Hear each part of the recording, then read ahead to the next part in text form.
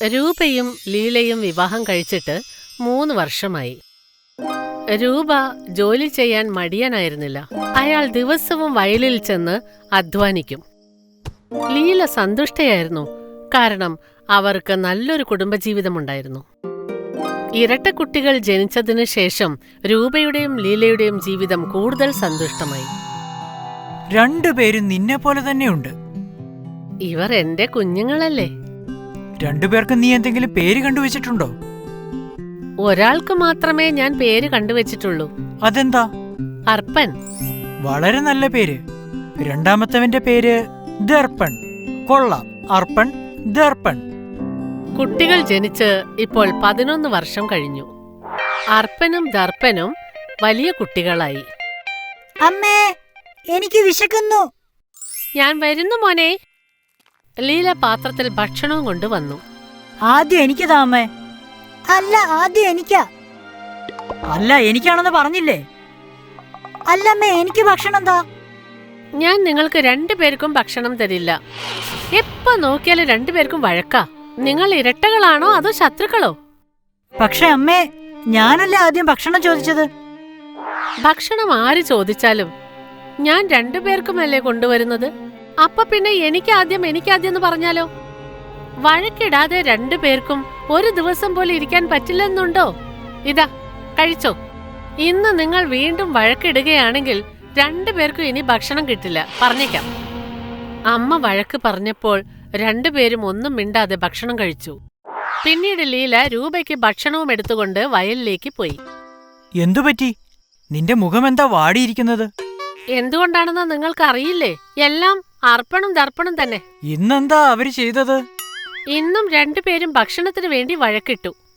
ഒരുത്തൻ പറഞ്ഞു ആദ്യം എനിക്ക് വേണമെന്ന്, മറ്റവൻ പറഞ്ഞു എനിക്ക് വേണമെന്ന്. എന്താ ഈ കുട്ടികളുടെ പ്രശ്നമെന്ന് എനിക്ക് മനസ്സിലാവുന്നില്ല.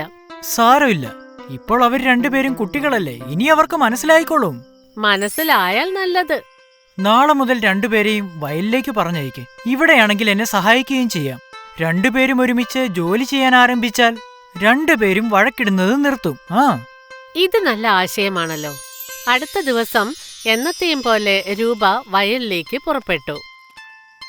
മോനെ അർപ്പൺ, മോനെ ദർപ്പൺ.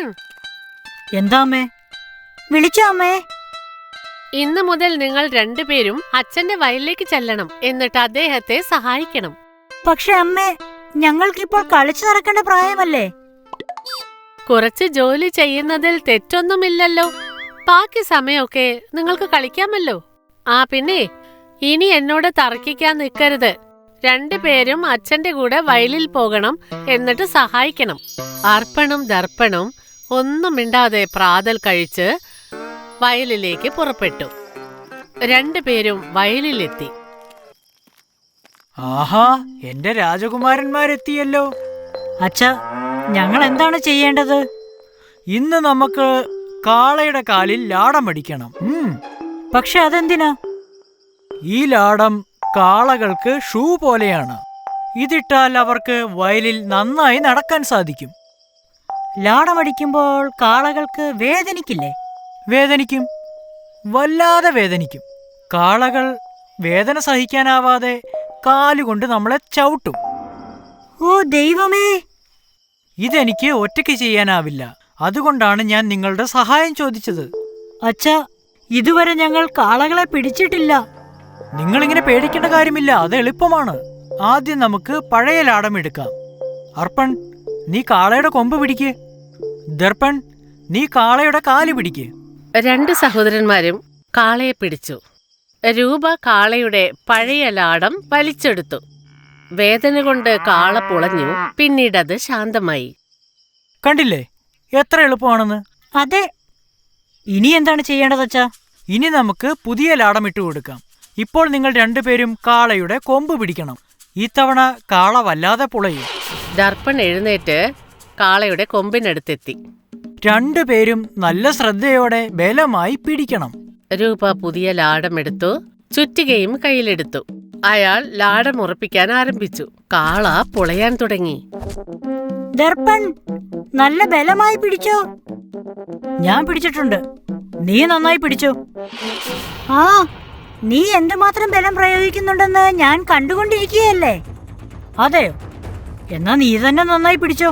ആ, എനിക്കിതിന്റെ കൊമ്പ് നന്നായി പിടിക്കാൻ പറ്റും. രണ്ടുപേരും വീണ്ടും വഴക്കിടാൻ തുടങ്ങി.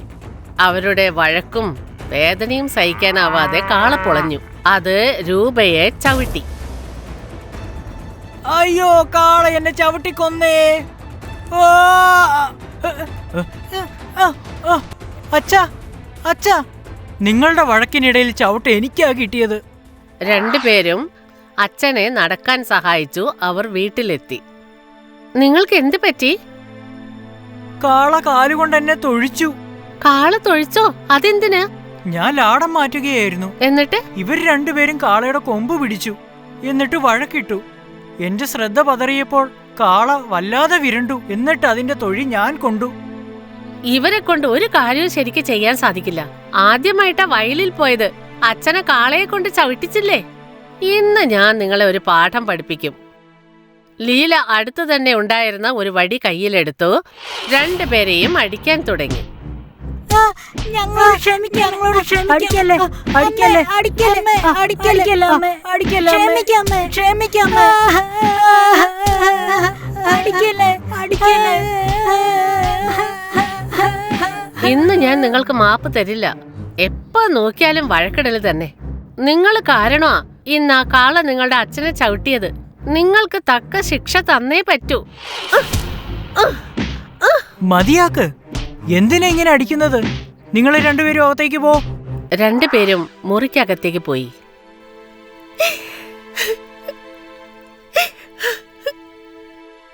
ഇനിയെങ്കിലും മനസ്സിലാക്കുമെന്ന് കരുതി ഇപ്പോഴും മനസ്സിലാക്കിയിട്ടില്ല. ഇവരെ ഞാൻ ഇനി എന്തു ചെയ്യും? നീ ഒന്ന് കരയാതിരിക്കുന്നുണ്ടോ? രണ്ടുപേരും സഹോദരന്മാരല്ലേ. നമ്മൾ അവർക്ക് പറഞ്ഞു കൊടുക്കണം. പക്ഷെ എങ്ങനെ? രൂപയ്ക്ക് ഒരു യുക്തി തോന്നി. അയാളുടെ കണ്ണുകൾ വെട്ടിത്തിളങ്ങി. ലീലെ, നീ ഒരു കാര്യം ചെയ്യ്. കുറെ വിറക് പെറുക്കി അതെല്ലാം ശേഖരിച്ചു വെക്ക്. എന്നിട്ട് ഒരു കയറുകൊണ്ട് കെട്ടി അതിവിടെ കൊണ്ടുവാ. അതെന്തിനാ? നീ കൊണ്ടുവാ. ലീല വീട്ടിന് പുറത്തേക്ക് പോയി. എന്നിട്ട് കുറച്ചു നേരത്തിനുള്ളിൽ ഒരു കെട്ട് വിറകുമായി തിരിച്ചു വന്നു. ഇതാ വിറക് കെട്ടിക്കൊണ്ടുവന്നിട്ടുണ്ട്. ഇനി നീ എന്റെ രാജകുമാരന്മാരെ വിളിക്ക്. അവര് രാജകുമാരന്മാരല്ല, ചെകുത്താന്മാരാണ്. അർപ്പൺ, ദർപ്പൺ. എന്താ അമ്മേ? അച്ഛനാ നിങ്ങളെ വിളിച്ചത്. രണ്ടുപേരും ഇവിടെ വാ. നിങ്ങൾ ഈ ഇരിക്കുന്ന വിറക് കെട്ട് കണ്ടോ? നിങ്ങൾ രണ്ടുപേരിൽ ആരാണ് ഈ വിറക് കെട്ട് ഒടിക്കാൻ പോകുന്നത്? അവർക്ക് ഞാൻ നല്ലൊരു സമ്മാനം തരും. ആദ്യം ഞാൻ.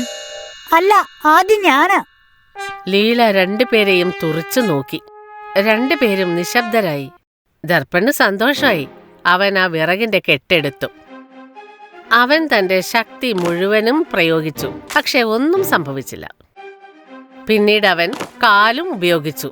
എന്നിട്ടും വിറക് ഒടിഞ്ഞില്ല.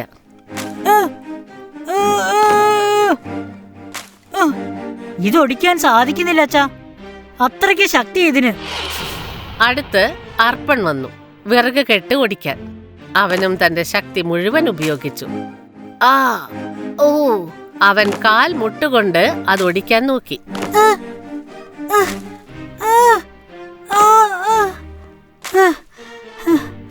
എന്തുപറ്റി?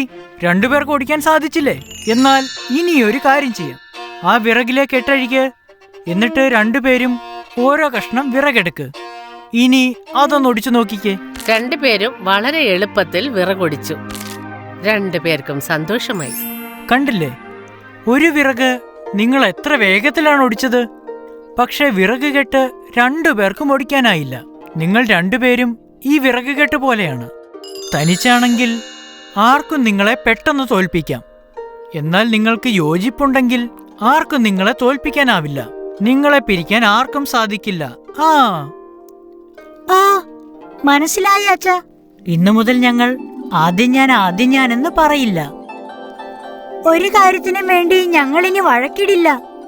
അച്ഛാ, ഞങ്ങൾക്ക് മാപ്പ് തരണം. ഞങ്ങൾ വഴക്കിട്ടത് കൊണ്ടാണ് കാള അച്ഛനെ ചവിട്ടിയത്.